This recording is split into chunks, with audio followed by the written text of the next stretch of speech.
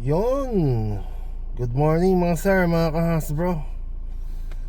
Ito, agigising lang natin. Sasaglit tayo sa pamilihang bayan.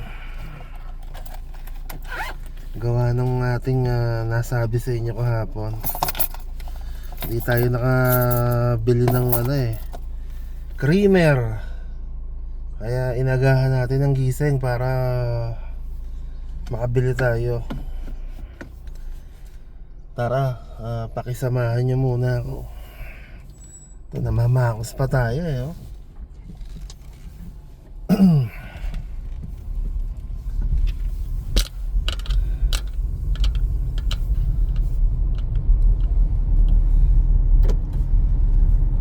Kaya talaga pag may panahon ng weekend, dapat sinasamantala na. Sarap sana nung paupo-upo ka na lang daw, naghihintay. Eto ngayon, sasaglit ka pa para makabili.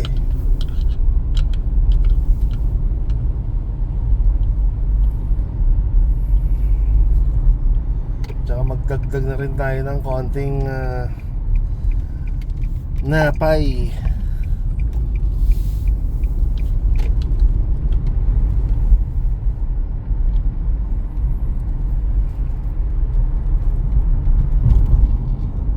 Meron pa tayong bali kasama na ngayon 3 days pa.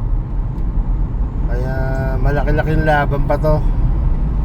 Tsaka preparasyon para sa ating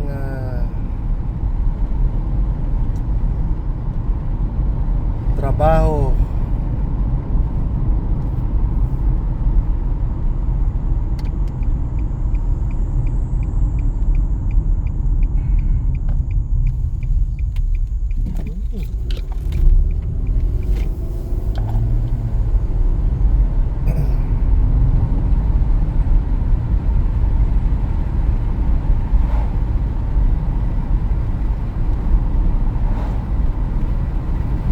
Sarap bumiyahe pag ganitong oras.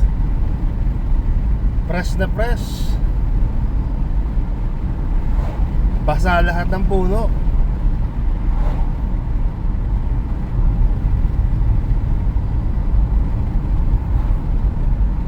Ito maganda sa mga pasok na pang umaga. Problema ko lang, mabagal tayo kumilos, kaya hindi ko magawa. Pero kung tutuusin, gusto ko talagang schedule umaga. Nagawa ko na dati, pero alam niyo naman, habang nadadagdagan ng edad natin, nababawasan ng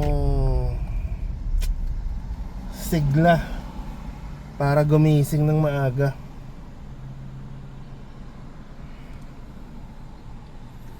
Dati nagawa ko na nung mga year 2021 hanggang 23 yata,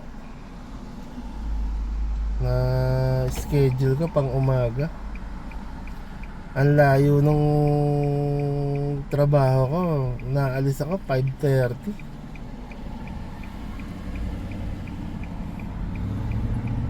Siguro kaya pa rin kung gugustuhin.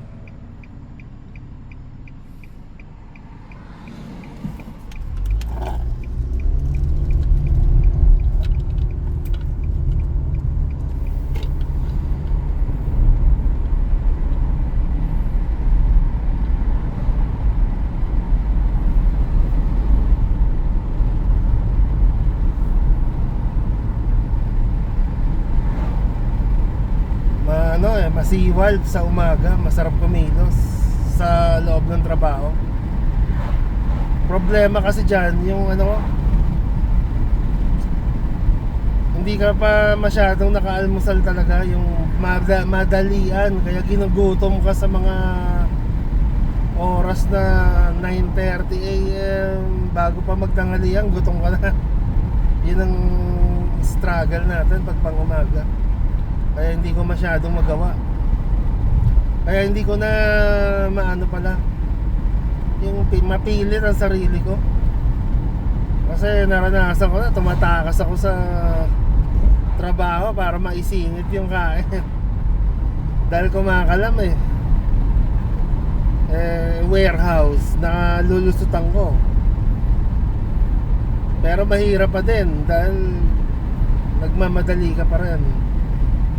Sisingit-singit lang.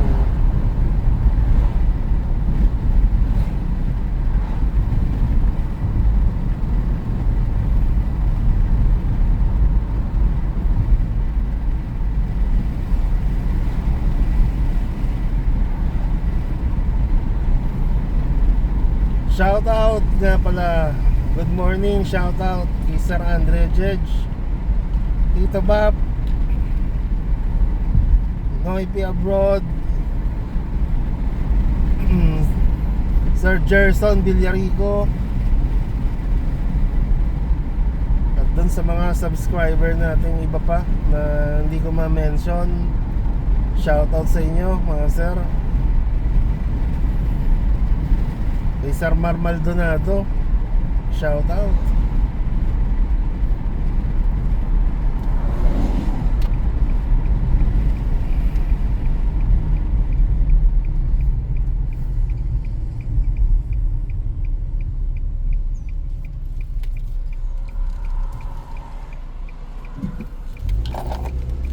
Wala namang no turn on red, pwede to.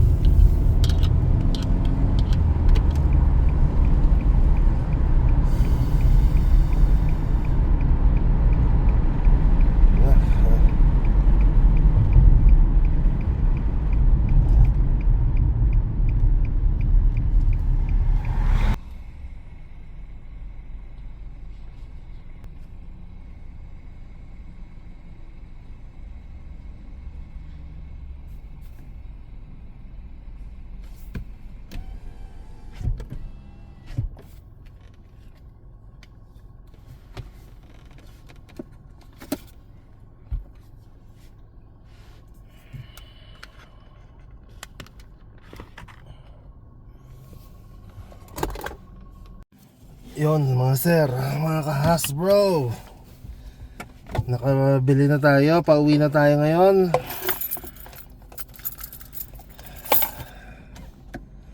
Sarap ang feeling at nakaraos sa pagbili ng kailangan sa almusal.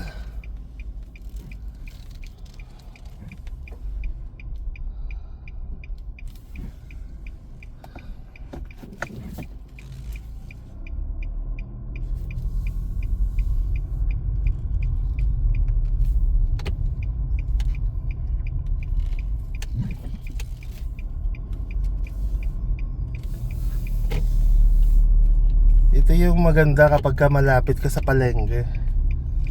Buti na lang sila mayor nagtayo ng malapit-lapit sa lugarin natin dito sa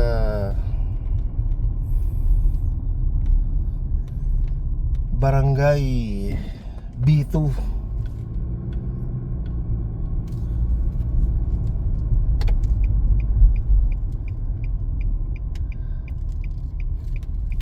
Pag ganyang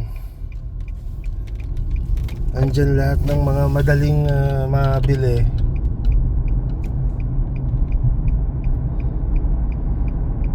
malapit-lapit tayo sa angat buhay.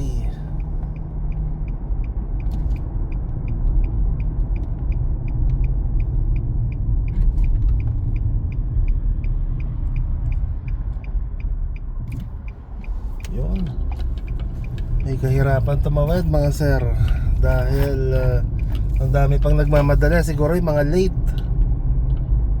Yan ang hirap. Gusto mo maagang pasok, dapat talaga maagang gising.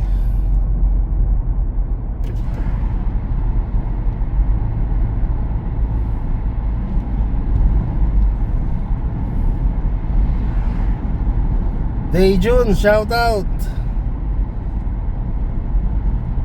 General Luna Street, Cavite City, shout out. Cleonet.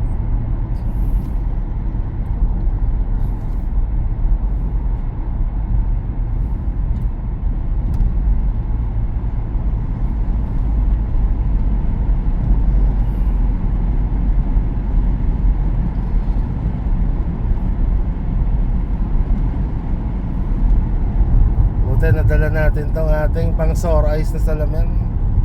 At kung hindi, halatang bagong gising. Hindi pa tayo talaga pungay na pungay yung mata natin. Singkit na, namungay pa. Mabuti na lang hindi ko nalimutan.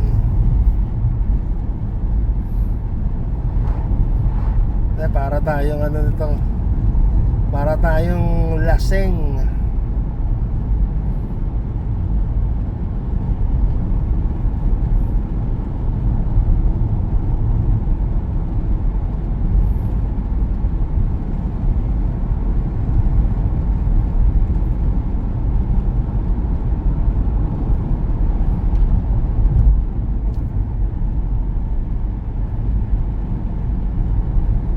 Sobrang aga natin, wala pang kahera eh. Ang mga nandun yung puro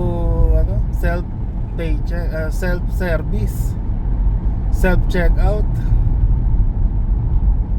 Hindi ko tuloy nagamit yung ating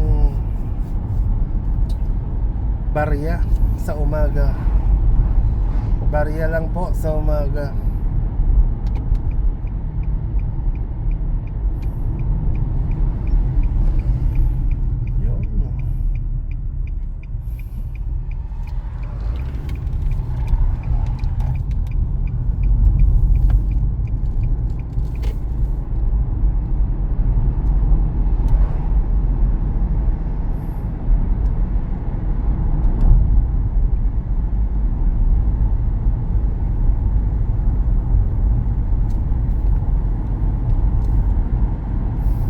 Ganito lang talaga dapat, agahan ng gising pag kami nakalimutan bilhin. O di tapos. Sulit na.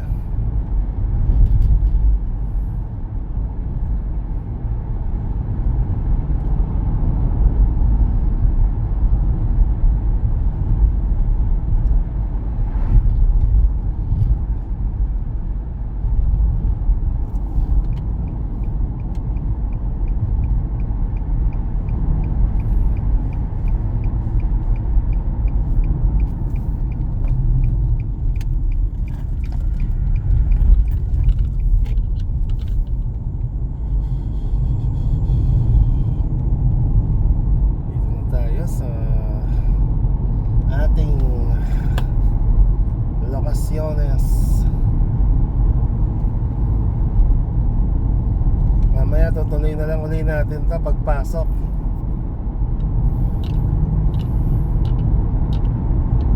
Ano na tayo 8:37 na time check.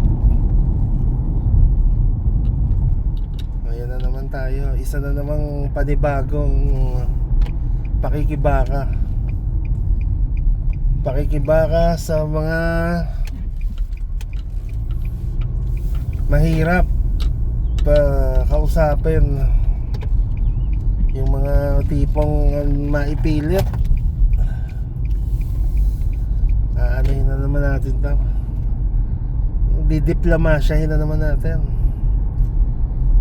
Marami na naman tayong nito.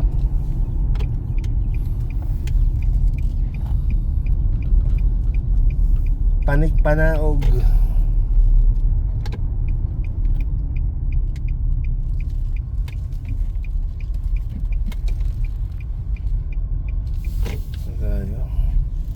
Pauwi na tayo sa ating highball.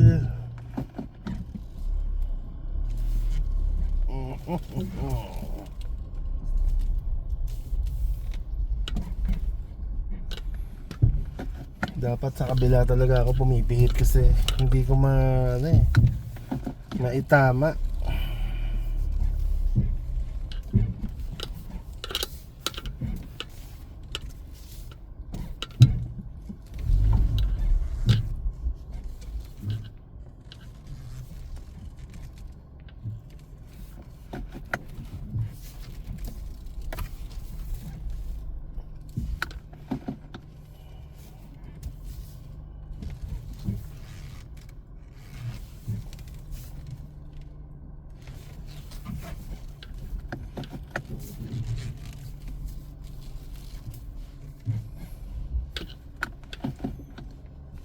Yan. Ano na tayo? Thank you Lord. See you later mga sir, mga ka-hasbro. Mag-prepare muna tayo. Salamat sa pagsama. Yon. Hello, good afternoon again mga ka-hasbro, mga sir. Tutuloy na natin ulit ang ating Tuesday Kalya serye. Muli, eto, papasok na naman tayo ng trabaho. Isang maganda at mapagpalang hapon sa ating lahat.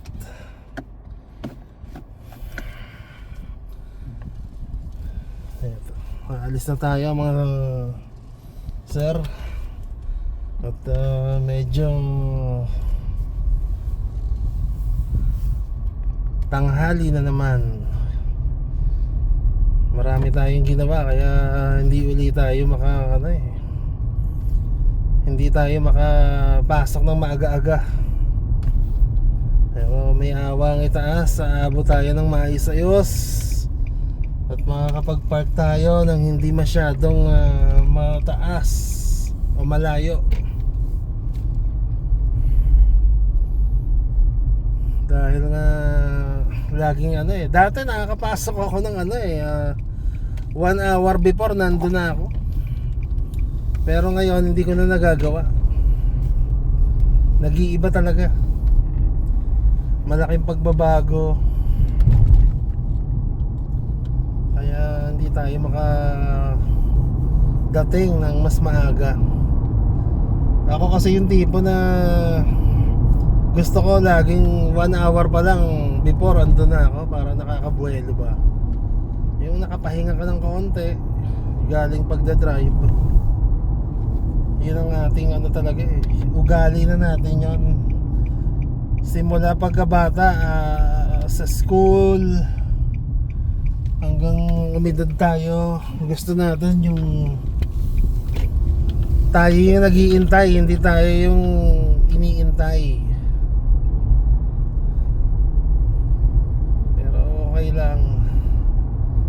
Siguro paminsan-minsan makakapasok tayo ng mas maaga.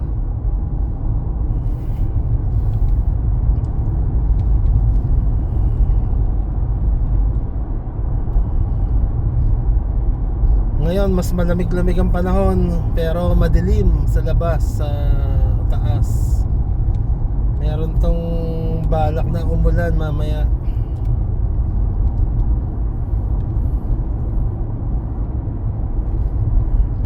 Para okay lang din, para naman lamamig-lamig ang mga lugarin. Grabe rin kasi init sa trabaho ano mang lakas ng aircon hindi natalab. Kulang at kulang ang lamig na binibigay. Lalo na kung yun nga, ang trabaho natin panay walking 3 building ang iniikutan natin. Kaya mainit talaga kung sa mainit pag ganitong summer. Kasi yung mga kumpanya, establishment kung ganyan, nagtitipid din yan. Pareho ng mga pamilyang maliliit lang. Gusto nila yung nakakatipid syempre sila dahil sa pasahod. Kasama na rin yung tubong lugaw. Hindi naman nawawala sa mundo yung ganyan yung makatipid at mas kumita. Mas dumoble yung kita nila kahit na sobra na. Kaya naman ganyan ang ginagawa nila. Yung pati kuryente tinitipid na nila. Hindi naman lahat ng tao apektado. Meron maginawin, pero tayo talagang galing tayo sa bansang mainit. Pero syempre talagang pinagpapawisan tayo. Ganon din dito. Mas maganda ba yung kung summer man lang yung tawag dito, yung konsuelo mo na sa mga employer mo, yung medyo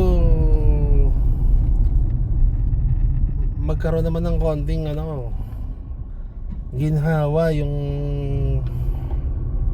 pinagdadaanan.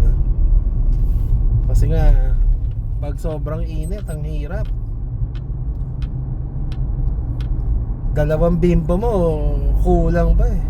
Basa't basa ng pawis pag nagano ka eh, nagdampi ka sa ulo, sa mukha, sa leeg.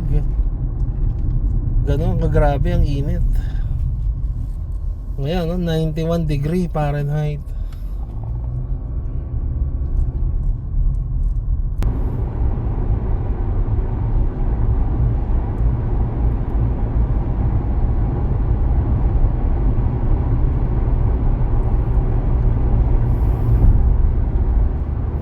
Mahirap mahirap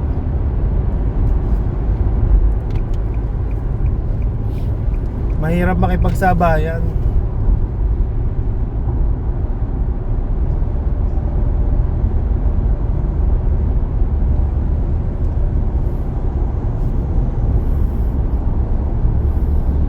Yung mga maririnig mo mga it is what it is, work smarter not harder. Yan, mga salitang nakadikit na sa balat at kulay ng mga alam niya na.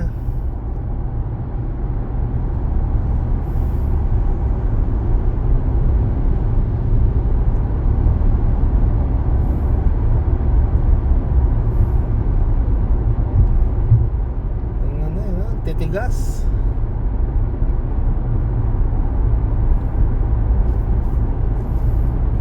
Minsan kala mo sabihin lang ng mga nandun sa atin, buti sa ibang bansa mga disiplinado, mga hindi kagaya dito walang disiplina, ganito, gano'n. Hindi rin. Kala nyo lang yun. Kung minsan nga mas masahol yung mga nandito. Diyan yung mga laborer, barya-barya, halos mabali na yung pinagkakabitan ng kilikili. Barya-barya pa rin ang kita, tinatrabaho pa eh. Dito sabihin natin kahit barya-barya rin ang kita, nakakabili pa rin yung mga naghahanap buhay. Kasi nga pwedeng utangin, hulog-hulugan mo na lang, ganun. Hulog-hulugan nung pinanggulangan nila. Ganyan yung nangyayari rito. Kaya hindi totoo na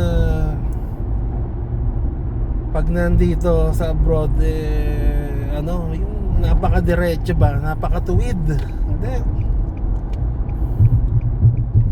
Kung ano yung nagagawa ng mga ibang kababayan natin na panggugulang, na ginagawa rin ng mga dito na pinanganak yung ibang yan, sanay na sanay. Alam na alam nila yung mga panggugulang, lalo na kapag ibang lahi ka. Yun ang gusto nila, yung gugulangan nila ibang lahi. Dahil sila yung majority. Yun na nga lang, hindi nila alam kung ikaw ay galing Pilipinas, hindi ka rin nila mauutakan ng ganon-ganon.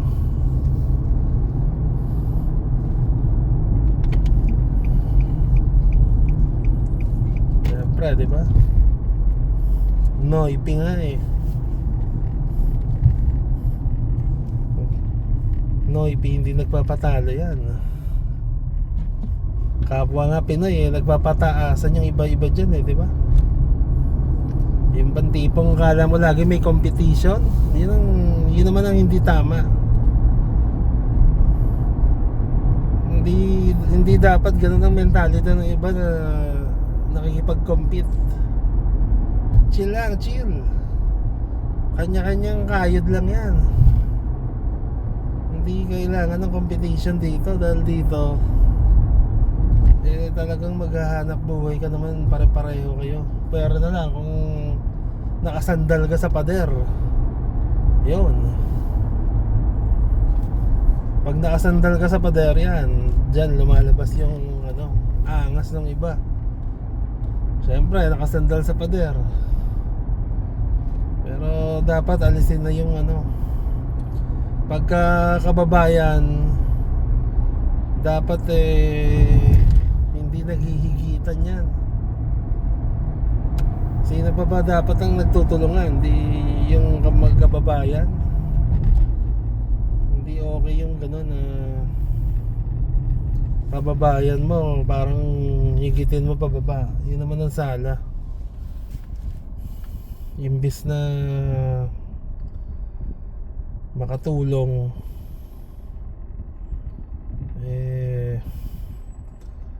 samaan ng loob pang nangyayari. Kaya pagka ganyan, konting iwas-iwas pag naramdaman mong gano'n ng estilo. Yung tipong lumang style na yun, ganyan yung gamitan. Hindi okay yung gano'n. Pag nasa nangingibang bansa kayo, mas maganda kung solid ang samahan kaysa ganon. Malayo na nga sa pinanggalingang bansa, diba? Kaya dapat maging solid na lang. Huwag magwatak-watak.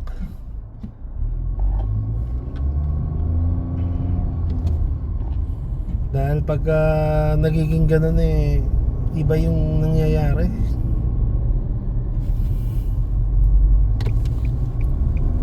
Hindi okay yung maging yung parang pabigat ka sa kapwa mo Pinoy. Dapat yun na nakaka-inspired ba, hindi yung parang yung iba di-discourage ka, di ba? Yung mga parang alam na lahat. Dapat wag ganoon. Konting lang sa kapwa kababayan.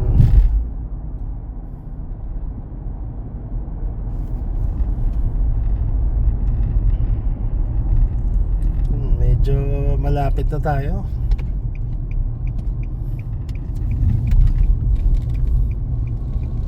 Dito na tayo sa back road.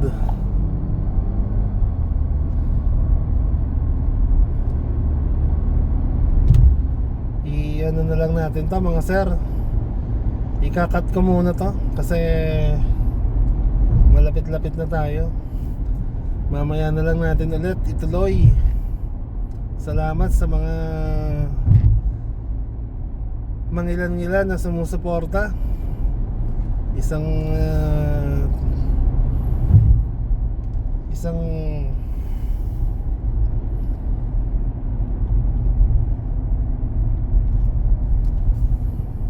Isang malupit na pasasalamat ang para sa inyo.